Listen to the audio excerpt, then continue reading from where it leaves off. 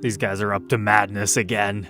Welcome back, Troglodytes, to your daily dose of guitar information, the Trogly's Guitar Show. We'll start off tonight's journey with this beast. At first glance, you might think, oh, it's just a Les Paul Access, because we've got the Floyd Rose, but the Zoo did what the Zoo does best, with a single humbucker combination, with no neck pickup, no toggle switch up here, just having two Les Paul Jr. style controls for master volume, master tone. So it's like what we've seen before, just in a slightly new variation. Or like this 58 reissue that we had documented once. But that's where things change a little bit. This is actually still an Access Custom. So normally those would look like this, a bangle burst that has that double staining effect to the flame top to put a little bit more darkness into it. But something about this plain top that just has a little bit of dancing to it and a more traditional cherry sunburst finish, kind of like an R8, just transforms this guitar so much, especially because we still have the custom multiply binding along the top. That just looks fantastic with a more traditional burst, because you don't normally get that.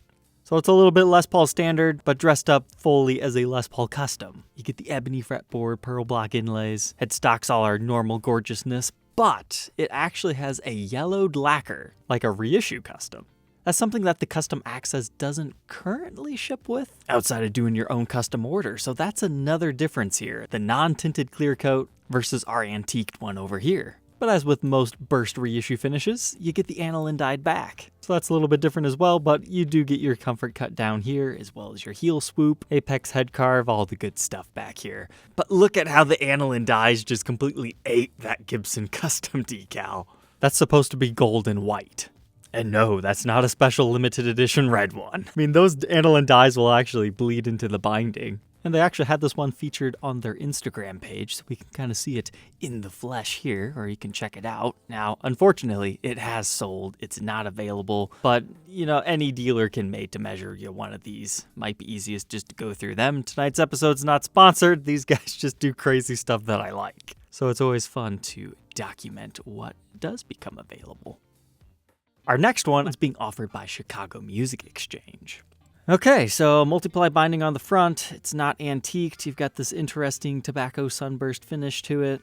The pickguard does not appear to be properly installed. We need to loosen that and jut it over a little bit more. That way that space isn't there. But it's just a regular Les Paul custom because we have a Nashville style bridge, so it's not a reissue. With an ABR1, our control layout's about the same. The two main differences here is A, we get chrome hardware, and B, look at that neck. We've got EDS 1275 split parallelogram inlays on this thing. Or if you're more of a semi-hollow guy, you might recognize it from the ES 345, but how about acoustics? Of course, you've got them on the Gibson Dove, among many of other models. Because certainly you can't forget about the ES 175. Now, there is a different model you can get this on. It's on the LP 295, part of the Gibson's Guitar of the Month series, as well as the kind of cool limited edition Les Paul long scale model. Another one that still needs to be documented. But if you noticed, we never talked about a Les Paul custom here, because that's exactly what we have up here. 5-ply binding, all the fancy mother of pearl, and then what looks like a really, really dark brown back. I was reading through the specs hoping that maybe they made this a long scale and it was going to be a limited edition run or something, but this just appears to have been a custom one-off. Essentially just a regular one outside of our parallelogram inlays. And it's got CME's exclusive S-buckers, which we just recently documented in this episode of this cool sparkly white Explorer. So check that out to hear the tones. But it's currently 10% off at $4,800. So that's like, what, $700 cheaper than a regular custom? But now we'll head back to the Zoo. I couldn't remember if I talked about this one or not. It was listed for $6,300. And this one has a little bit of Peter Frampton vibes going on, just without that middle pickup, because we've still got the gold hardware, regular binding, gold speed knobs this time. But the obvious elephant in the room is the pure crisp white maple fretboard. I remember the first time I ever saw a maple fretboard on a Les Paul Custom. I didn't really like it outside of the straight maple all across the board examples, because these things are just gorgeous. But over the years, the ebony ones have started to grow on me just a little bit. We'll have to document one to see if I like them in person, but here is a modern day take on that. Maple fretboards became popular again around 2011 simply because of the whole Richlight era. People wanted real wood, and since ebony wasn't currently available from Gibson at that that time. That's why they experimented. The biggest downfall to the modern day Gibsons when they do the maple boards is they don't have a thick finish to them. So they dirty up relatively quickly. So it will be way different from an older one, but it is an option you can ask for in the made to measure division. I'd be curious if they would do a thicker finish over top of it. I'd love to see the custom shop work out some antique natural ones that has the aging to the board. That'd be quite striking. But back to this one, the double classic white 57 Classics here helps pull off that fretboard a bit more. But that one found a new home.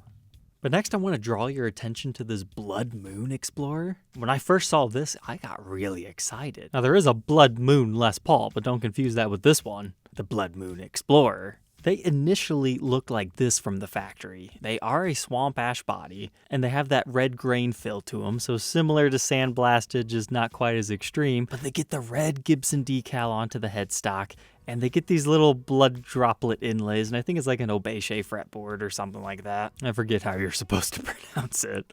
But as you can tell, they don't look like this stock. So my thought process was this has either been modified or it could potentially be a prototype.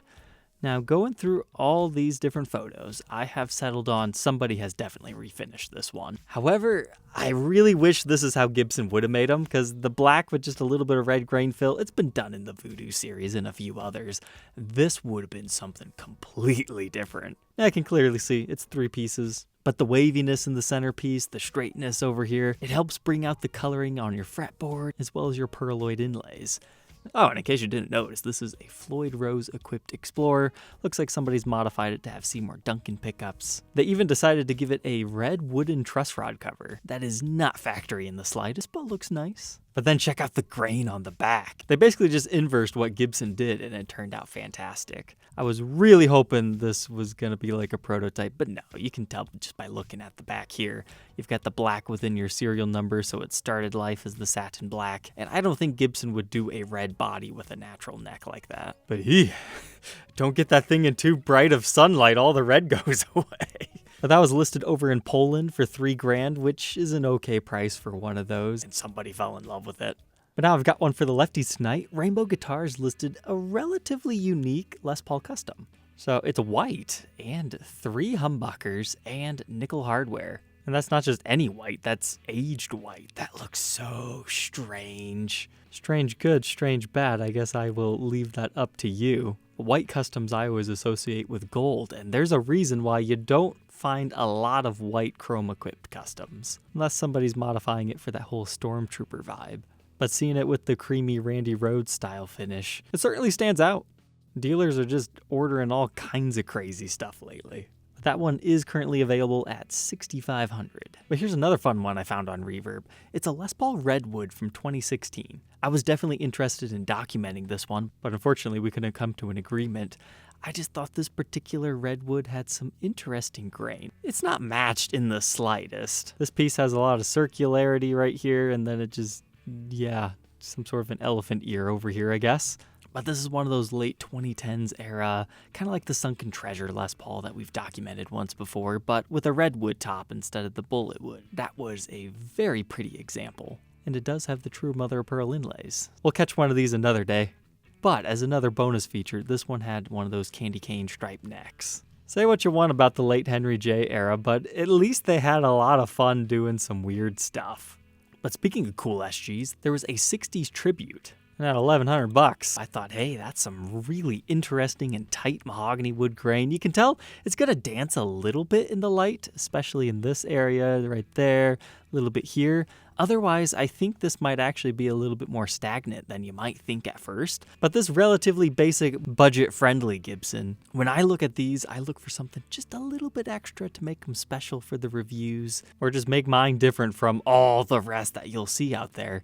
And that's the kind of wood grain that I like. But then when you flip over to the back, you get a little bit of ringiness over here and some more cool grainage. But the downside is that the body wood doesn't really match the neck mahogany that well. The body has more red in it, whereas the neck is plain. But somebody snapped that thing up, and I hope they enjoy it, because that was a pretty good price. But alright, Troglodytes, I hope you enjoyed our guitar hunting tonight. Do not forget to like, comment, and subscribe, and we'll catch you tomorrow on the next one.